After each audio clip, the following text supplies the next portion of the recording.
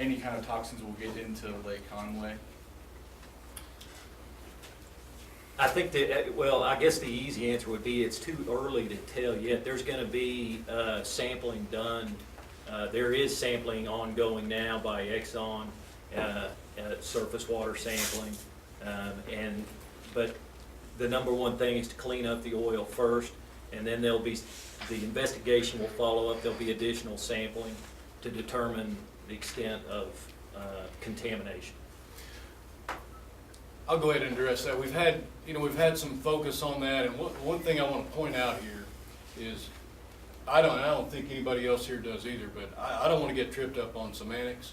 And if I could take you back to the opening minutes of the response, and most of you who covered this incident are fairly familiar with it.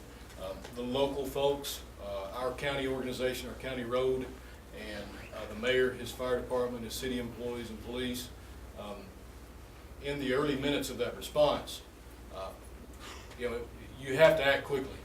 I had been on the phone. I declared an emergency with Arkansas Department of Emergency Management. I'd been on the phone with our Office of Emergency Management, the director who was en route at the same time I was. I called our road administrator, Glenn Wilhite. He was in the process, or had already asked our employees at the road department to get to the road shop and begin loading materials that we thought we would have, gravel and sand, in dump trucks. After a few minutes passed, we'd done quite a few things. I'm going to skip ahead a little bit. I called him to ask where he was. After I determined through the assistant fire chief, I believe the chief, Carl Rossini, was en route as well, and his assistant fire chief was standing next to me. I asked him, how directly does the path of water go from here to the lake? And I hoped it was not a direct shot, and I asked him that, and he said it was. I immediately called the road administrator and found out where he was. He was exiting the freeway. I asked him to take a left and go toward Bates Bait Shop and stop on the cove. I asked him, do you know where the cove is on the right? As far as I know, there's no name for that cove. And so that's how I describe it, and that's where the word cove came from. I asked him, is it a culvert or is it a bridge structure? Because that's relevant with regard to whether or not you're going to be able to plug that. And so that's where the name or the label cove came from. And I think operationally speaking, and not semantically speaking, in the cove, in my mind, I have been describing the cove as the open water area. There's a good bit of distance between the water and the freeway. Okay? The reason I'm taking a little bit more time to explain this, I want you to all understand it. There's not a game of keep away. I think the aerials are out there on the internet. I mean, you can see where the oil is. What I don't want personally, discussing with the mayor, is we don't want oil on open water, because our last line of defense at the moment was that set of culverts that go under Highway 89, which we, as you know, eventually got, well, very rapidly got blocked. And so then we, concurrently, we were working with city employees across 4 or 5 sites, actually upstream, to contain in segments along the way and slow down. So that's really the origin of the word cove, and I really just wanted to take a second to explain that, because there have been some people wonder about that. You hear, well, is it on Lake Conway, is it in the cove? Obviously, the primary concern is to keep it out of the body of Lake Conway.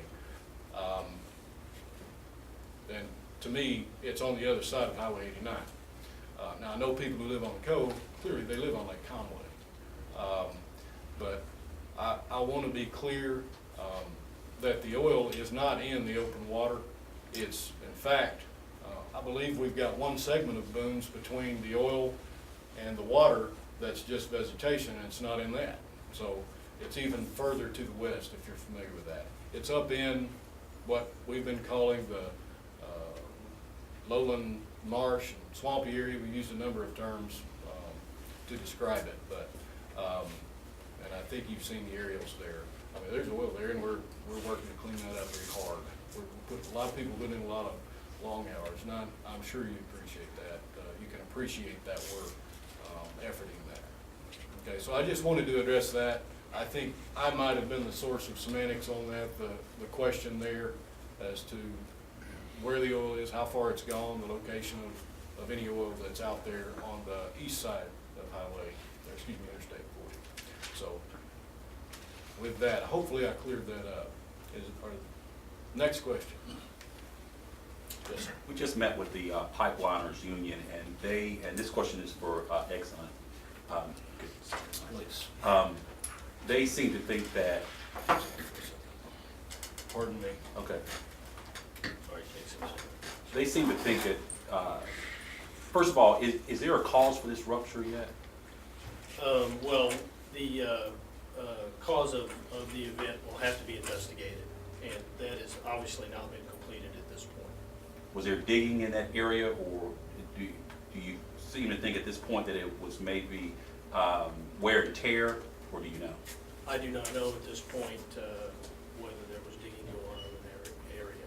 The pipeliners union, they met with the homeowners, of course, gave them $1,000 check, and but they seem to think that this pipeline should have been stopped back in the 80s, that it was antiquated, and that we certainly shouldn't have had that kind of pressure coming through it. What can you tell us about the condition of the pipeline?